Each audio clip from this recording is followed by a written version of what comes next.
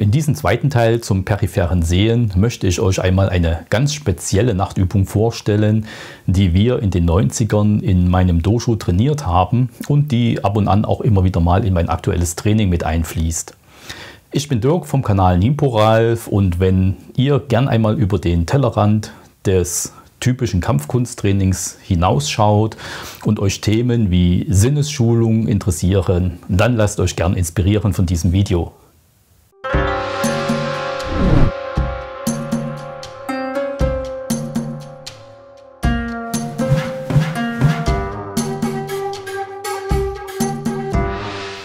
Im ersten Teil sprach ich bereits an, dass selbst der berühmte Schwertkämpfer Musashi eine Art des peripheren Sehens beschrieben hat und es das Sehen mit dem Geist nannte.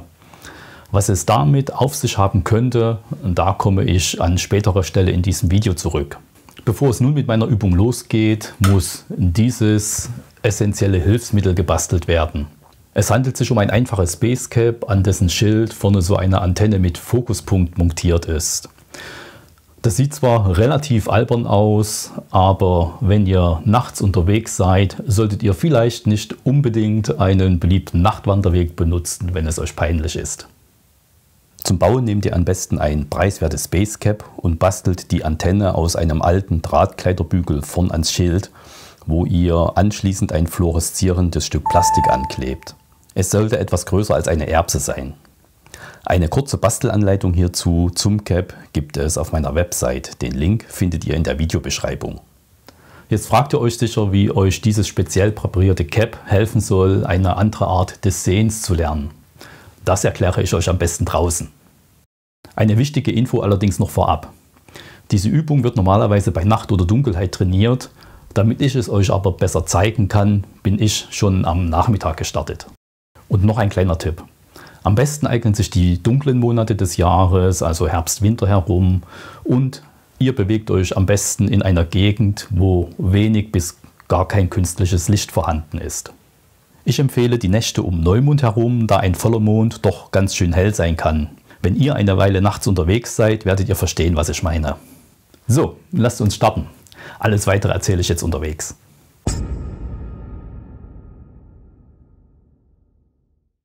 Mein Blick ruht ab jetzt auf dem fluoreszierenden Fokuspunkt an meinem Cap. Der sollte sich natürlich auf Augenhöhe befinden, besser sogar ganz leicht darüber. Ich starte mit langsamem Tempo und achte auf die Umgebung, ohne meinen Blick vom fluoreszierenden Punkt abzuwenden. Im Grunde genommen wandere ich jetzt 3 Stunden durch die Landschaft, abseits von Siedlungen und künstlichen Lichtquellen, damit ich nicht durch deren Licht geblendet werde und meine Nachtsicht verliere. Optimal für den Anfang sind Spaziergänge über Feldwege ohne Stolperfallen. Später kann es dann auch durch den Wald gehen oder durch schroffes Gelände. Mein Ziel bei der Übung ist, mein Gehirn für eine neue Art des Sehens zu trainieren. Die Übung soll helfen, den Filter bewusstes Bewusstsein auszuknipsen, indem es mit der Aufgabe beschäftigt wird, den Fokuspunkt zu beobachten. Der unbewusste Verstand nimmt viel mehr Information wahr und das soll die Übung ermöglichen. Nach etwa 2 Stunden bekommt man ein Gefühl von tiefer Entspannung beim Wandern und die Sinne erweitern bzw. schärfen sich. In dieser Sequenz demonstriere ich einmal, wie ich die ganze Zeit mit meinem Blick den Fokuspunkt halte und daneben seht ihr eingeblendet, welchen Weg ich zurücklege. Ihr könnt also erkennen, wie ich mich an Bäumen vorbei bewege und über Baumstämme steige.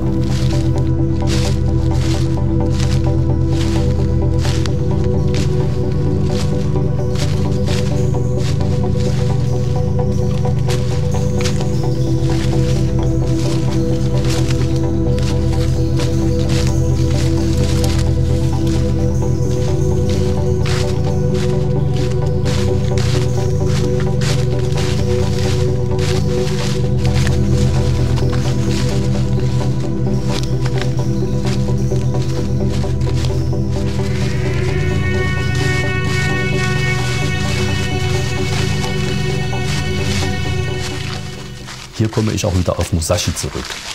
Er beschreibt das Kann-Sehen im Buch des Wassers etwa so. Man muss beide Seiten beobachten, ohne die Augen zu bewegen. Es ist zwecklos, dies in Eile zu erlernen. Gib Acht und verändere deinen Konzentrationspunkt unter keinen Umständen. Beim Sehen mit dem Geist geht es also weniger darum, etwas bewusst fokussiert zu sehen, sondern dem Unterbewusstsein viel mehr Spielraum zu gewähren, Dinge im ganzen Gesichtsfeld wahrzunehmen. Das ist allerdings ein langer Übungsprozess und diese Übung soll helfen. Die Erfinder der von mir gezeigten Übung, Nelson Zink und Stephen Parks, gaben an, dass es etwa 4 Übungseinheiten à 3 Stunden Wandern bedarf, um die neue Art des Sehens zu erlernen. Wichtigster Faktor ist, dem Unterbewusstsein zu vertrauen. Wenn sich schlussendlich der Geist und der Körper darauf eingestellt haben, wird der Weg klar wahrgenommen und es werden in der Nacht viel mehr Details sichtbar. Letztendlich verändert sich auch die Art des Gehens, hervorgerufen durch eine tiefe Entspannung, die ich ja schon erwähnt habe.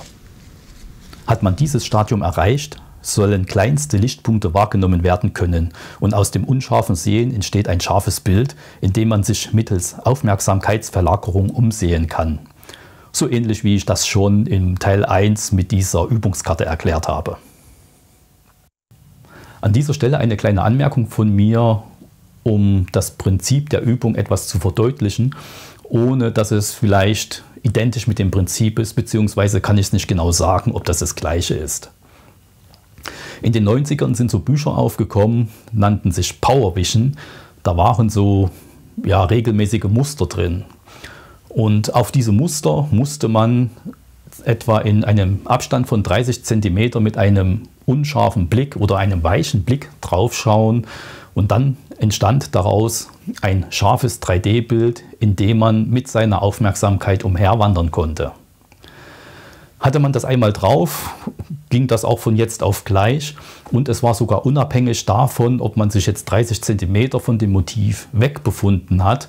Ich selbst habe es zum Beispiel bis zu einer Entfernung von 3 bis 3,5 Metern getestet. Trotz des unscharfen peripheren Blickes entstand daraus ein scharfes 3D-Bild. So ähnlich könnt ihr euch also diese Nachtübung vorstellen. Hat das Gehirn einmal diese Art des Sehens erlernt, kann es mit etwas Übung jederzeit und auch am Tag abgerufen werden. Wer sich näher mit der Thematik befassen möchte, der kann gern in der Videobeschreibung nachlesen und dort habe ich für euch ein paar Schlagworte und Quellenangaben hinterlegt. Hier oben kommt ihr dann übrigens nochmal zum ersten Teil, falls ihr den noch nicht kennt, und hier unten habe ich dann auch noch ein interessantes Video für euch. Ich freue mich, euch im nächsten Video wiederzusehen. Ich sage Tschüss, euer Dirk von Viboralf.